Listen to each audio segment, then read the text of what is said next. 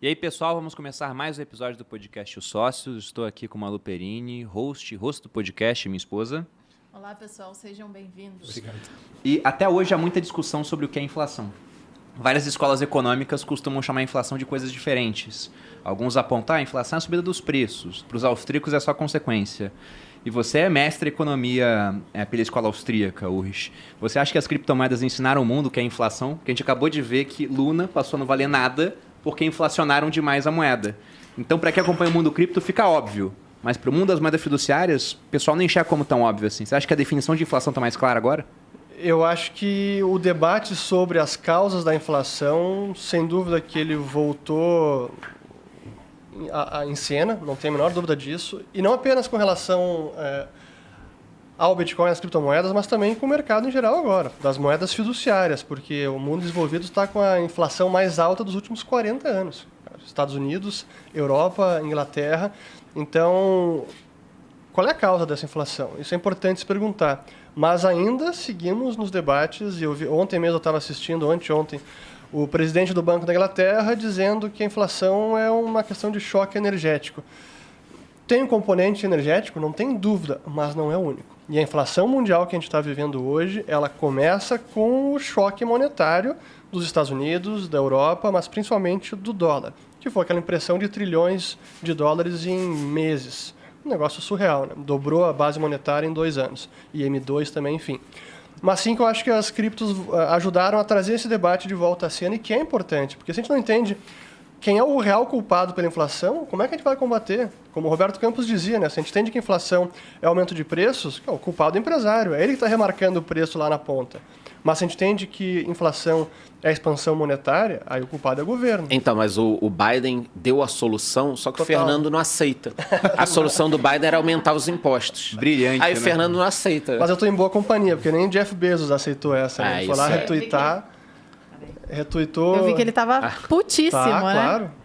Esse é o problema da de não entender a real causa da inflação e usá-la politicamente faz com que os governos adotem as medidas mais estapafúrdias e agravem os problemas gerados pela inflação que foi gerada por eles mesmos.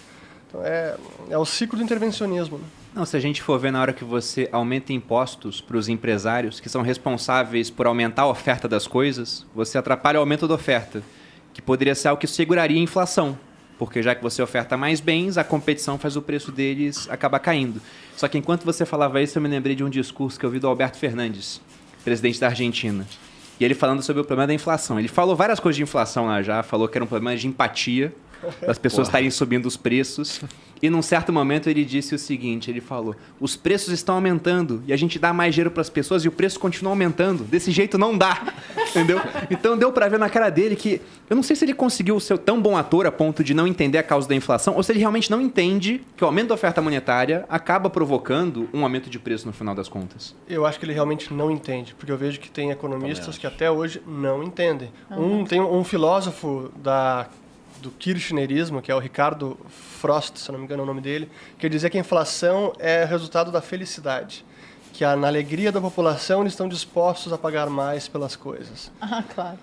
Bom, isso que o Bruno falou de não entender, cara, eu também às vezes fico pensando, cara, não é possível que o cara, tipo o Biden, né? Mas então, explica aí rapidinho de uma maneira simples, porque o Bruno falou aqui, né, que aumento da oferta monetária acaba ocasionando a inflação. Mas tem um outro jeito de explicar? Tem. Assim? Tem. Um jeito muito fácil usando essas 2 pizzas aqui. Fechado. Boa. Essas 2 pizzas custam cada pizza R$10, beleza? Cada pizza R$10. Bons tempos onde era assim, né? Provavelmente elas custam custam um pouco mais, né? Então, mas nós temos só essas 2 pizzas aqui. O Bruno tem R$10 para comprar essas pizzas. A gente não tem R$10 para comprar essa pizza. Ele vai lá e compra uma pizza, sobra outra na loja. A economia está funcionando. Aí, de repente, chega o presidente e fala o seguinte, eu vou distribuir dinheiro. Eu vou distribuir dinheiro para Malu, Felipe, Fernando e Charles. Quando ele der R$20 para cada um de nós, a gente pode comprar pizza. Então, o Bruno podia, agora todo mundo pode, certo? Quando a gente for comprar pizza, a gente vai comprar pizza, a pizza acabou. Né? Então, você já gera um problema que acabam os produtos. A próxima pizza, o cara vai colocar mais caro ainda. A gente vai começar a comprar tudo. Tudo sobe de preço numa hora dessas. Porque então, tem mais oferta, tem mais dinheiro, demanda, aí tem o cara... mais dinheiro, os produtos acabam. E aí você tem, por exemplo, essa guerra Eu também concordo que não foi a guerra que gerou a inflação. A guerra piorou. Cara, eu acho que os impactos nem chegaram ainda totalmente. Por quê? Porque o Putin vendia gás para a Europa num valor, multiplicou por 3. Aí o que acontece? O cara lá na Alemanha, ele vai usar muito mais do dinheiro dele para pagar o gás. Vai faltar dinheiro para outras coisas. E, cara, isso tudo causa uma bagunça nos preços. Não necessariamente os produtos acabam, ou não necessariamente alguns produtos ficam mais caros de repente. O problema da Argentina, por exemplo, ele é uma cópia da Venezuela. E aí... E agora já admitem isso, porque até pouco tempo atrás era um exagero. Hoje em dia já teve matéria saindo falando, não, tá certo. A Venezuela, ela foi ser... Vai ficar... Não, mas espera. Ela foi... Eu vou queimar a largada aqui. Se alguém fica com vergonha... Eu não posso comer porque eu tô no desafio comida de verdade. Então, não, mas é de verdade. Semana... Mas trigo é milenar. Trigo é verdade. Não é verdade, amor. Então, mas só para acabar esse lance da Venezuela, olha que louco. A Venezuela tinha dinheiro de petróleo, os preços começaram a subir por causa de alguns erros, inflação, e o governo foi tirando, expropriando as empresas. Então ele olhava lá uma empresa de fralda, falava, pô, esse cara está cobrando muito na fralda. É um problema do empresário. Vamos pegar essa empresa para o governo e vamos cuidar dela de forma a que o preço não fique um absurdo. Aí dava para um general cuidar. O que acontecia? Como ele vendia um preço abaixo do custo, aquela empresa quebrava. As empresas foram quebrando. Então, hoje a Venezuela, ela perdeu 90% das indústrias nos últimos anos. Aí o que acontece? Como ela perdeu 90% das indústrias, não tem produtos. Como não tem produtos, tudo que tem é muito caro. Então, essa é uma forma também de inflação, né? Quando você destrói a tua parte produtiva do país. É o que a Argentina está fazendo. Então, quando você vira e fala o seguinte, olha, quem tem gado no pasto vai ter que vender a X reais arroba. O cara que tem o gado no pasto fala, não, beleza, eu vou matar esse aqui e não vou colocar um próximo. E aí os preços sobem muito mais. Por que sobem muito mais? Você acabou com a oferta. Então... Não, perfeito. Assim, uma forma que eu costumo responder para os economistas também inflação é simplesmente a lei de oferta e demanda aplicada ao dinheiro. Inclusive, só um adendo, quando você falou que o cara tatuou Luna no braço, eu sempre brinco que quer tatuar alguma coisa, é curva de oferta e demanda. Isso é que é eterno. Exatamente. Cripto é muito moderno.